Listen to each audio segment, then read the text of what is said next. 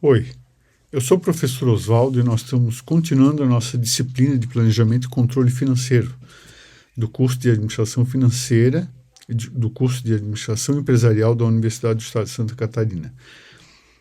A segunda unidade do nosso curso trata da análise das demonstrações financeiras, ou análise das demonstrações contábeis. Em alguns autores gostam de usar esse termo, e alguns autores mais antigos também usam o termo análise econômico-financeira de empresas.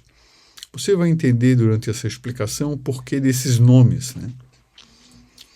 Bom, nessa unidade, então, nós vamos trabalhar a questão do que é e para que serve essa análise das demonstrações financeiras.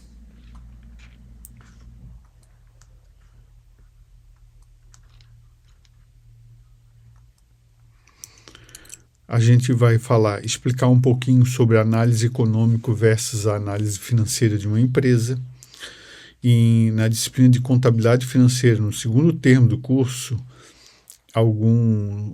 se o professor utilizou o livro de contabilidade empresarial do José Carlos Marion, então ele deve ter abordado essa questão, situação econômica versus situação financeira da empresa.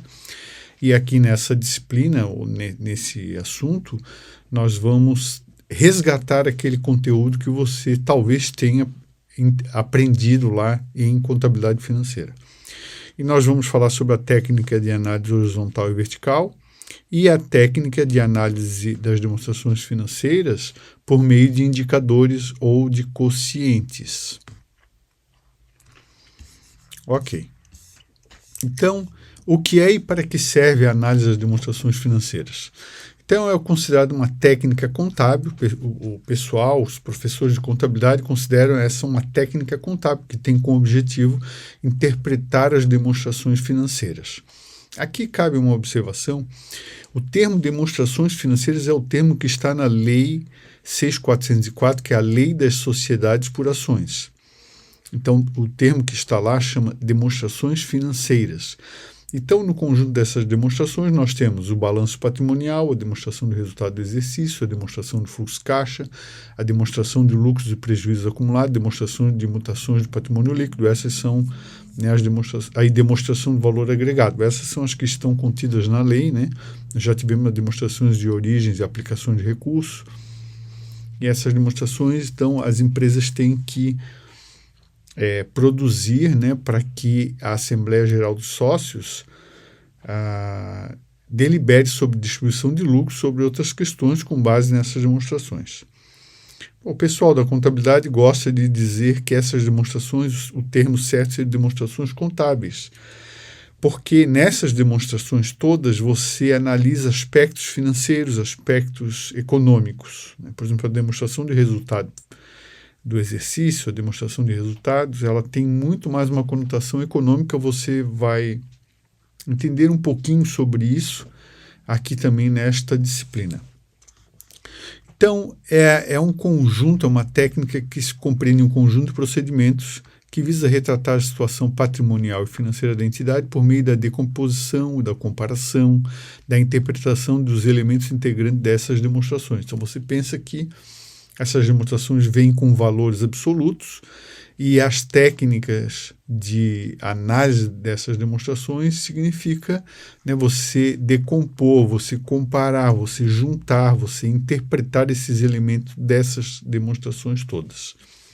Tem como objetivo fornecer subsídios a administradores, no nosso caso somos nós mesmos, que vamos usar essas informações para a gente poder interpretar a situação da empresa, mas também tem como objetivo fornecer subsídios para acionistas, para sócios, para terceiros interessados na situação da entidade para tomar decisões. Por exemplo, terceiros, um banco que foi consultado sobre a possibilidade de emprestar dinheiro para a empresa, normalmente ele pede essas informações, essas demonstrações financeiras, demonstrações contábeis, para saber se a empresa está com condições de pagamento das suas dívidas, se ela tem uma situação econômica boa, uma situação financeira boa.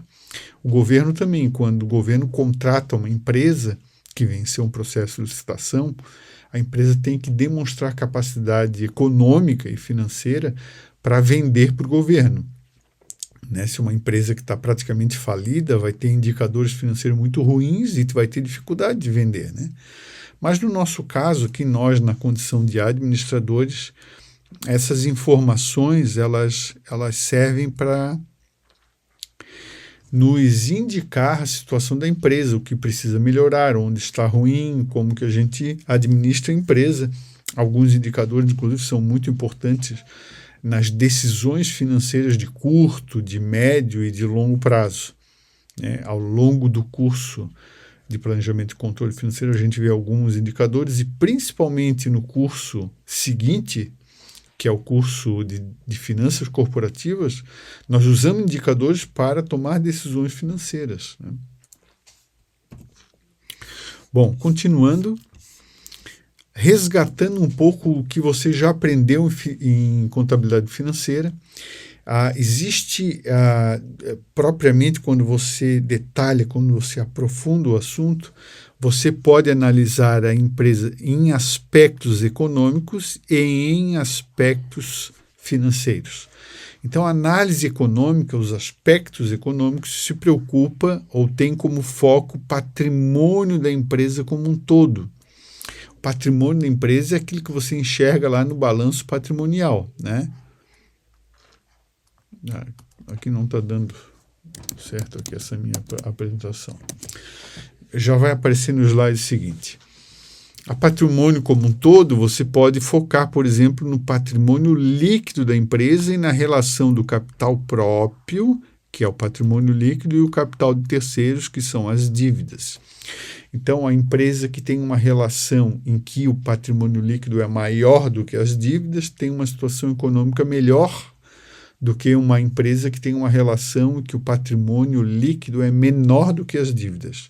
Isso é uma regra geral, mas isso é muito particular de empresas para empresa, porque a gente não pode resumir a situação achando que empresa que tem pouca dívida ou que não tem dívida, que é uma situação muito incomum, muito improvável, é uma empresa bem administrada. Dívida não é sinônimo de má administração. Você também vai entender um pouco disso logo aqui à frente quando a gente analisar um tipo de indicador. A análise econômica se preocupa com a capacidade da empresa de gerar lucro. Veja, lucro é uma informação econômica. Esse lucro vem lá da DRE. Né?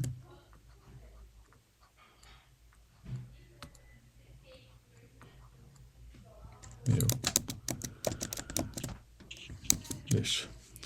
Da demonstração de resultado. Por quê? Porque o lucro ele nasce da confrontação de receitas auferidas, veja o termo, não significa necessariamente receita recebidas, mas sim receitas auferidas, significa conquistadas. Inclusive uma parte da receita que ainda não foi recebida, ela consta no patrimônio como um direito a receber, lá em contas a receber, ou duplicatas a receber, ou clientes, né? Então, a DRE confronta receitas auferidas com custos e despesas incorridos. Ou seja, o termo incorrido e auferido é mais do que recebido e pago. Então, a empresa pode incorrer custos pelo qual não paga. Por exemplo, depreciação é o mais clássico. Depreciações e amortizações contábeis. As depreciações é a empresa, os contadores, reconhecer que os bens permanentes da empresa perderam valor em função do uso ou da obsolescência. Então, eles reconhecem uma perda de valor e isso é um custo, né? Efetivamente é um custo. Você faz serviço de frete, você não pode considerar como custo só a despesa de combustível e óleo. Você tem que considerar que há um desgaste pelo uso do veículo. E esse desgaste chama-se depreciação. É só um reconhecimento contábil, não tem fluxo de caixa, não tem desembolso em razão disso. Então, é um custo que é incorrido pelo qual não se paga. Então, o conceito de lucro é um conceito econômico, mais abrangente do que propriamente financeiro. Quando você fala em aspecto financeiro, você está mais preocupado com aquilo que impacta no caixa da empresa. Então, vamos para o próximo aspecto aqui. o aspecto financeiro. Então, a análise financeira se preocupa mais com a liquidez da empresa, a relação das contas do circulante.